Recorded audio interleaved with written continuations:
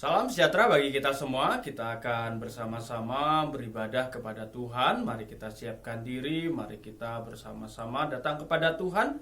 Ibadah kita mulai dalam nama Allah Bapa, Allah Putra, dan Roh Kudus. Mari kita bersama-sama tenangkan diri, kita bersama-sama mengambil sikap teduh dan kita mengambil waktu teduh. Mari kita bersama-sama bersaat teduh.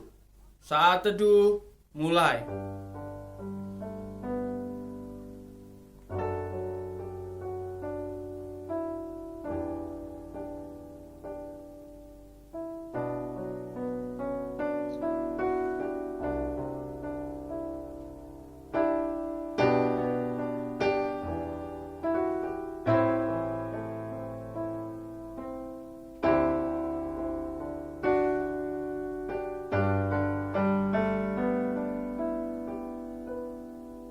Amin. Kita bersama-sama mengagungkan Tuhan, kita puji Dia, kita muliakan Dia, Allah Tritunggal, kita pujikan. Hormat bagi Allah Bapa.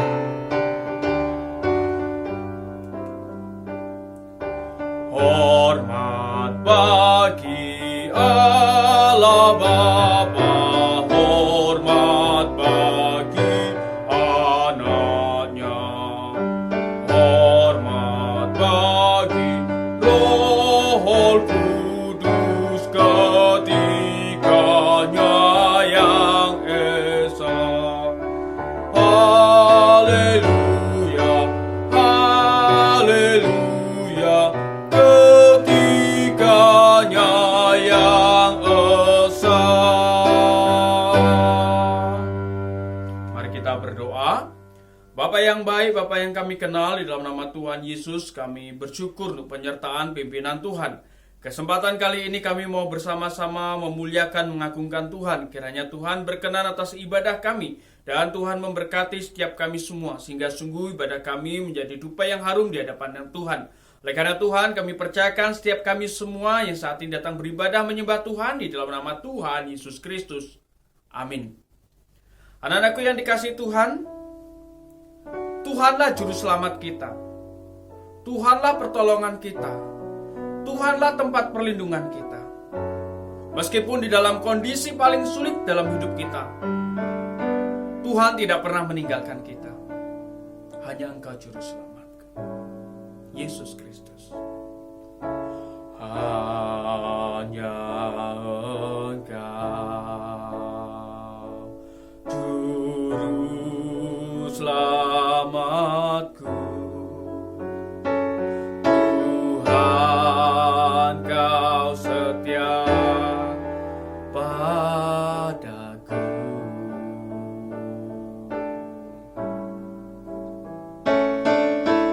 Yang ku pegang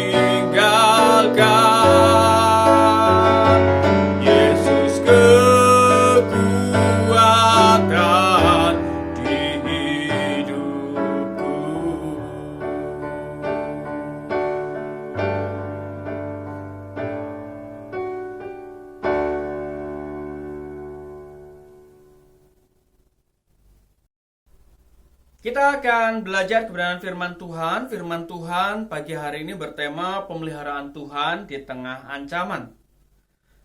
Sebelum kita belajar lebih lanjut, Bapak mengajak kita melihat video berikut.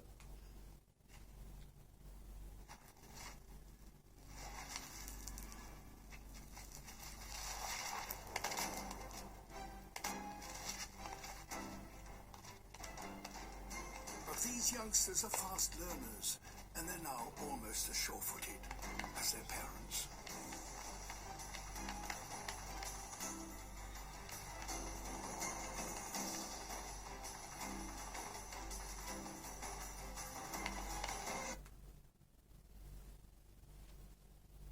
Anak-anak yang dikasih Tuhan, itu adalah video tentang rusa gunung yang sedemikian rupa lincah dan dengan mudah melarikan diri dari kejaran predator, ya. Bahkan kalau kita pelajari baik-baik, rusa ini mampu memanjat tebing-tebing yang begitu curam, meskipun sebenarnya kalau logika kita, bahkan kita manusia yang bisa berjalan tegak, itu saja kesulitan. Tetapi rusa-rusa ini mampu memanjat tebing sedemikian rupa tinggi.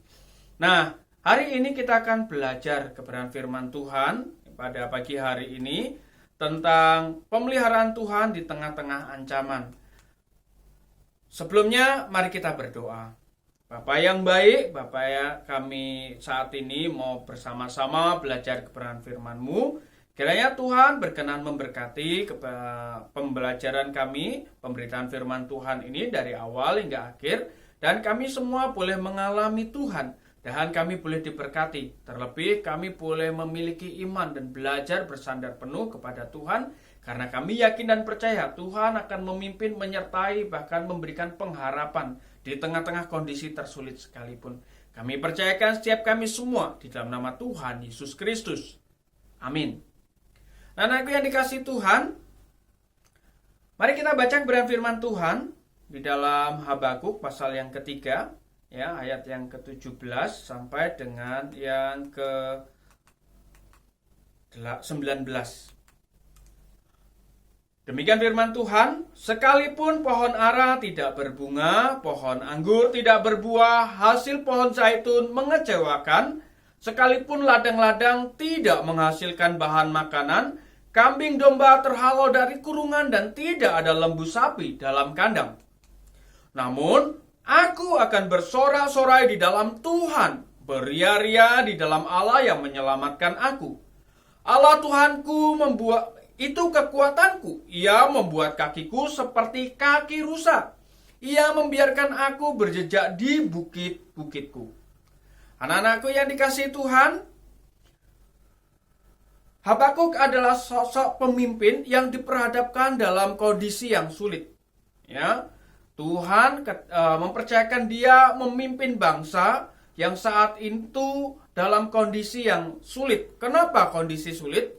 Karena saat itu melalui penglihatan Tuhan menunjukkan kepada Habakuk bahwa Tuhan akan menghukum bangsa Israel. Tuhan akan menghukum umat Israel karena kejahatannya di hadapan Tuhan.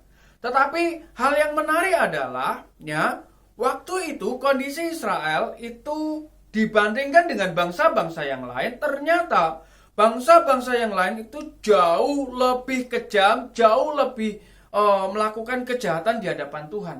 Tetapi hal yang menarik bahwa Tuhan akan menghukum orang-orang Israel karena kejahatannya di hadapan Tuhan. Dan Tuhan memakai bangsa lain yang lebih jahat untuk menghancurkan, untuk menghukum bangsa Israel. Nah, hal ini membuat Habakuk stres.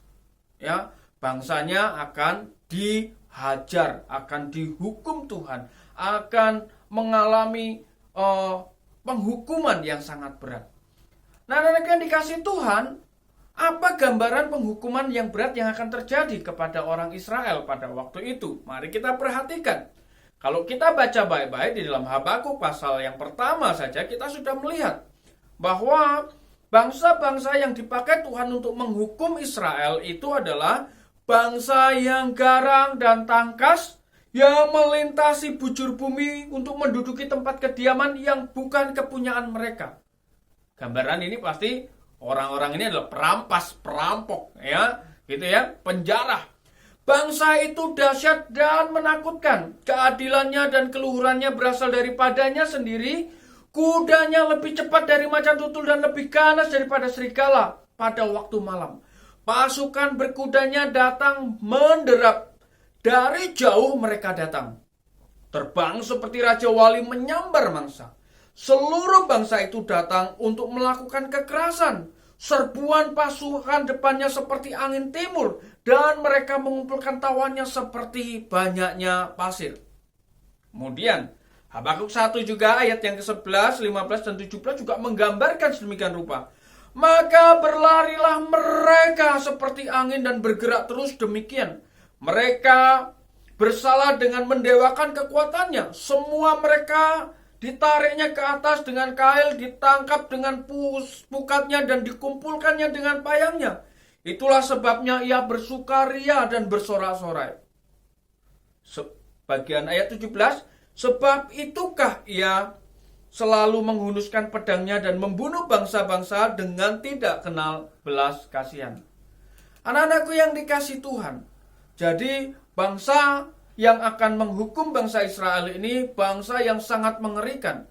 Bahkan bisa dikatakan Israel bukanlah lawannya, ya, bahkan bukan bandingannya. Kenapa? Tadi di bagian atas kita belajar, kita melihat bahwa bangsa ini adalah bangsa yang perampok, bangsa yang sedemikian rupa gagah perkasa. Dikatakan ya, kudanya lebih cepat dari macan tutul, ya.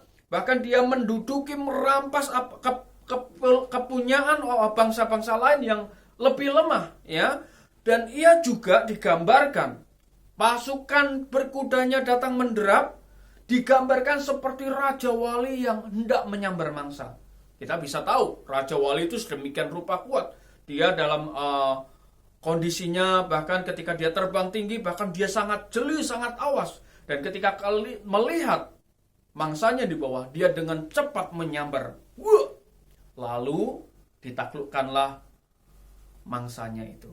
Dan inilah gambaran terhadap bangsa yang akan Tuhan pakai untuk menghukum orang Israel. Nah, bangsa itu bahkan dikatakan suka melakukan kekerasan, ya.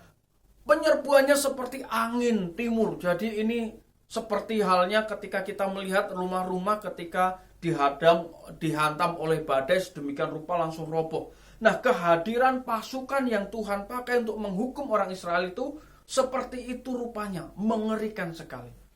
Ya, bahkan dikatakan seperti angin bergerak terus.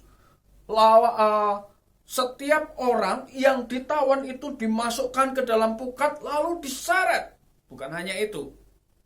Mereka suka menghunus pedang, membunuh bangsa-bangsa dengan tidak belas kasihan. Nah, Habakuk diperhadapkan dengan kondisi yang ada bahwa bangsanya akan dihukum Tuhan melalui bangsa yang sangat-sangat kuat. Dan kondisi ini merupakan kondisi yang sulit, ya, ketika dia menjadi seorang pemimpin. Nah, anak-anak yang terkasih dalam Tuhan, di dalam tantangan yang berat ini, di dalam tantangan yang sulit ini, ya, Habakuk secara pribadi melihat bahwa begitu sulit, sesuatu yang sulit untuk dihadapi. Tapi Habakuk memiliki sesuatu yang patut kita contoh. Ya, patut kita contoh. Di tengah-tengah tantangan, di tengah-tengah kesulitan bukan hanya kesulitan menghadapi bangsanya sendiri yang tidak taat pada Tuhan, tapi juga dia harus bersiap-siap menghadapi hukuman daripada Tuhan melalui bangsa yang sedemikian kuat. Habakuk tetap beriman kepada Tuhan. Ini yang menarik. Habakuk tetap beriman kepada Tuhan. Nah, kalau kita perhatikan di dalam ayat 17 dan 18. Sekalipun pohon ara tidak berbunga, pohon anggur tidak berbuah, hasil pohon zaitun mengecewakan. Sekalipun ladang-ladang tidak menghasilkan bahan makanan, kambing domba terhalau dari kurungan dan tidak ada lembu sapi dalam kandang. Namun aku akan bersorak-sorai di dalam Tuhan, beria-ria di dalam Allah yang menyelamatkanku. Anak-anak yang dikasihi Tuhan, Habakuk dengan sedemikian rupa ia tetap percaya, dia yakin bahwa Tuhan memelihara. Meskipun kalau kita baca bersama-sama tadi, ya, gambarannya adalah kondisi yang sangat-sangat sulit. Kebutuhan pokok, hal yang paling diperlukan untuk kehidupan itu sudah sangat sulit diperoleh. Tetapi Habakuk mengatakan, aku akan beria-ria di dalam Allah. Kenapa? Karena sekalipun ada ancaman, sekalipun ada kesulitan, ketika kita bersandar penuh kepada Tuhan, ketika kita bersandar penuh dan beriman penuh kepada Tuhan, menyerahkan segala sesuatunya sungguh-sungguh kepada Tuhan, hidup kita seluruhnya kepada Tuhan, Ia akan menyelamatkan kita. Ia akan menyelamatkan kita. Bukan hanya itu saja, ya. Selain Habakuk tetap beriman, Habakuk juga yakin akan pemeliharaan Tuhan. Meski di dalam kesulitan, di tantangan yang paling rumit di dalam kehidupannya, yakin bahwa ada pemeliharaan Tuhan. Perhatikan ayat yang ke-19, menarik sekali untuk kita bersama-sama baca.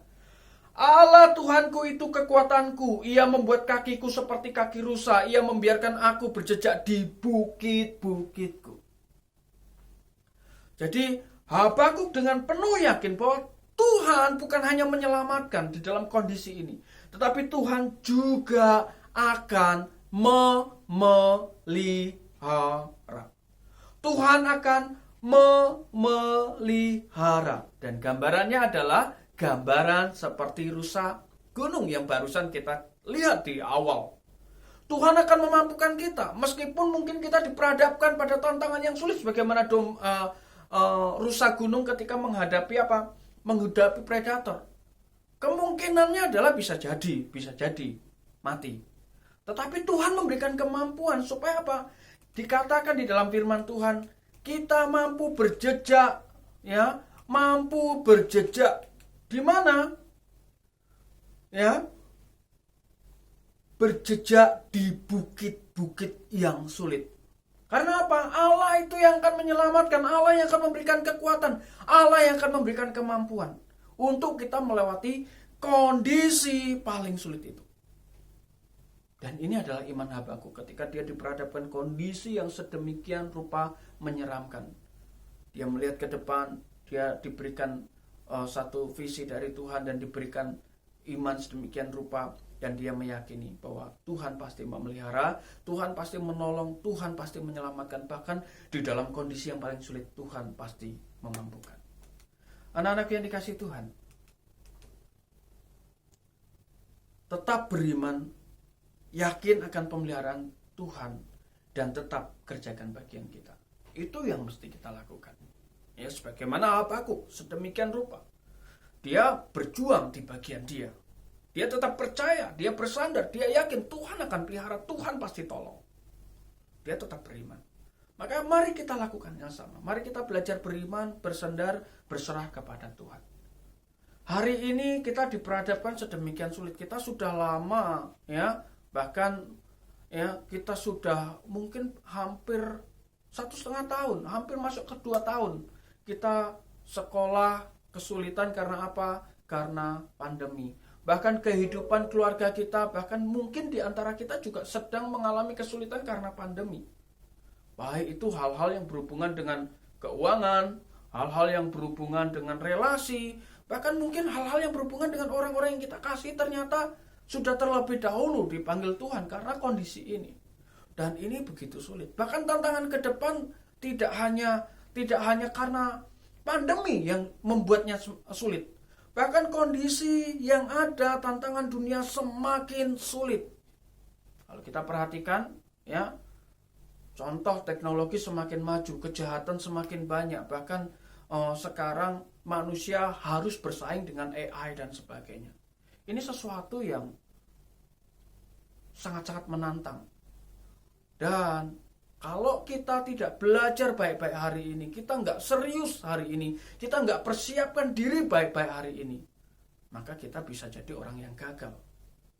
Tetapi mari kita melihat bahwa meskipun kondisi sulit, masa depan sulit, kondisinya kita nggak tahu apa yang akan terjadi. Tapi mari kita yakin, beriman kepada Tuhan dengan sungguh-sungguh dan menjalankan bagian kita. Kalau sebagai pelajar apa? Ya belajar. Ya, belajar. Belajar sungguh-sungguh melalui bagian yang kita bisa lakukan. Bukan main game, bukan main game. Ya, belajar sungguh-sungguh, bukan main game. Lalu apa? Selain itu, ya belajar. Bahkan bukan hanya belajar yang ada di sekolah. Kamu bisa menambahkan kemampuan-kemampuan lain seperti berbahasa yang lebih lagi. Atau juga tidak kalah penting adalah bukan main game, tapi belajar untuk coding. Itu salah satu hal yang perlu kita miliki untuk menyongsong masa depan yang sedemikian rupa tantangannya begitu sulit dan kita diperhadapkan dengan AI dan sebagainya. Maka mari kita jalankan bagian kita sebagai pelajar, belajar sungguh-sungguh, siapkan masa depan baik-baik. Meskipun tantangan sulit dan sebagainya, ada banyak masalah, mari kita belajar beriman. Yakin, seperti halnya Habakuk, bahwa Tuhan pasti menolong, memimpin, memampukan, bahkan di kondisi paling sulit di dalam kehidupan kita. Untuk menutupnya, Bapak ingat satu kalimat ya yang mengatakan begini.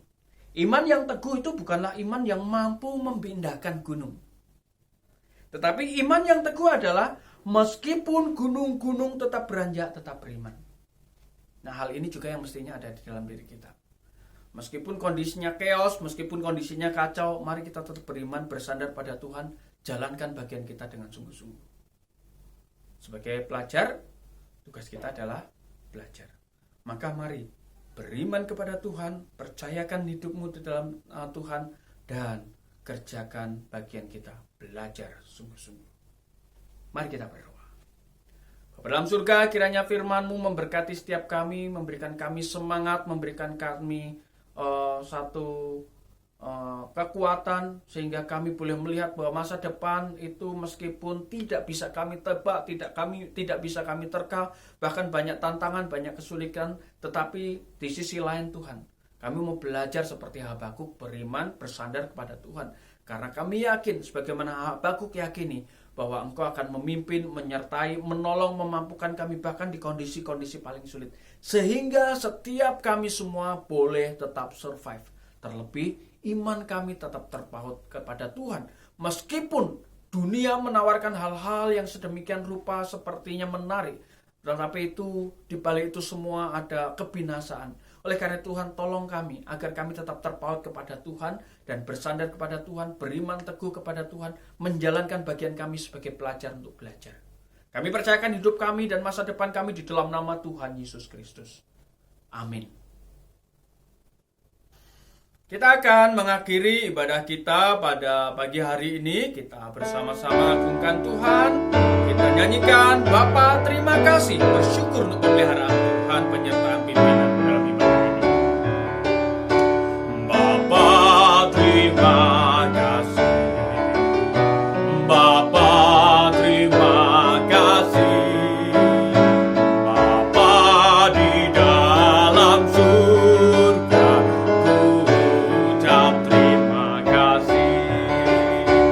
Bapa terima kasih, Bapa terima kasih, Bapa di dalam surga, ku ucap terima kasih. Bapa yang baik, Bapa yang kami kenal, di dalam nama Tuhan Yesus kami bersyukur kami boleh beribadah, memuji, mengagungkan Tuhan. Bahkan firman-Mu kiranya boleh menguatkan. Benar Tuhan, Engkaulah perlindungan kami, Engkaulah tempat kami bersandar. Oleh karena itu Tuhan, kami belajar untuk beriman dan berserah penuh kepada Tuhan. Dan kami menjalankan bagian tugas kami untuk mengerjakan bagian kami dengan seoptimal mungkin. Selebihnya kami serahkan dan kami sandarkan ke dalam tangan Tuhan. Kami yakin percaya Tuhan memimpin, memberkati, bahkan masa depan kami Tuhan peliharakan. Kami percayakan hidup kami ke dalam tangan Tuhan. Menyerahkan Tuhan untuk kegiatan sepanjang minggu ini. Kiranya Tuhan memberkati pembelajaran yang kami lakukan. Kiranya proses demi proses kami dapat mengikuti dengan baik. Dan sekali lagi, semua hal yang kami kerjakan kembali untuk hormat kemuliaan nama Tuhan. Berdoa untuk kesehatan setiap kami semua. Kiranya Tuhan juga terus menopang, menyertai, memberkati. Berdoa untuk jaringan dan peralatan yang kami pakai. Kiranya juga Tuhan berkati sehingga menolong kegiatan pembelajaran kami. Berdoa untuk guru-guru kami. Tuhan kiranya juga mampukan dan peliharakan. Berdoa untuk setiap kami, terlebih untuk keluarga kami semua. Berdoa untuk setiap mereka yang mungkin saat ini dalam kondisi lemah fisik. Kiranya Tuhan berkenan memulihkan. Bagi setiap kami yang bergumul, kiranya Tuhan menopang, menolong, memampukan untuk melewati masa-masa ini. Bahkan ketika kami keluar masuk Tuhan, kiranya juga Tuhan memberkati keluar masuk kami. Dan kami boleh sungguh-sungguh mengalami kasih setia, pemeliharaan, penyertaan daripada Tuhan. Kami percayakan setiap kami semua di dalam nama Tuhan Yesus Kristus. Amin. Mari kita bersama-sama mengambil waktu teduh.